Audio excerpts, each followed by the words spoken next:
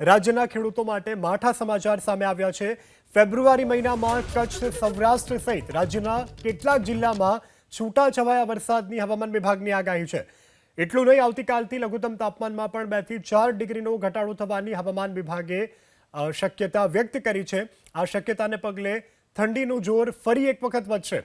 હવામાન વિભાગની આગાહી મુજબ આગામી 7 દિવસ વાતાવરણ શુષ્ક રહેશે, તો મોટાભાગના વિસ્તારોમાં ઠંડીનો પારો પણ ગગડવા લાગ્યો છે।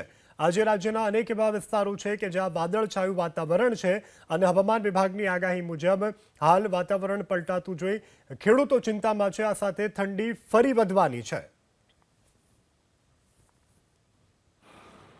आने वाला अगले 7 दिन तक मौसम शुष्क रहेगा और जो मौसम का लघुत्तम तापमान है इसमें 24 घंटा तक एनएलसी में रहेगा, मतलब ज़्यादातर परिवर्तन नहीं होगा। लेकिन उसके आगे वाला जो दिन है उसमें 2 से 4 डिग्री सेंटीग्रेड टेम्परेचर डाउन होगा।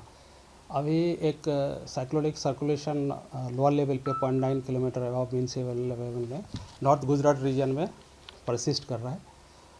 और जो अहमदाबाद आसपास का जो पूर्वानुमान है पार्टली क्लाउडी स्काई रहेगा और जो तापमान है लघुत्तम तापमान 16 डिग्री सेंटीग्रेड के आसपास रहेगा। अभी देखिए इसमें तो क्लाउडी पार्टली क्लाउडी हम बता रहे हैं, इसलिए कुछ अभी तो बारिश का तो इतना फोरकास्ट नहीं।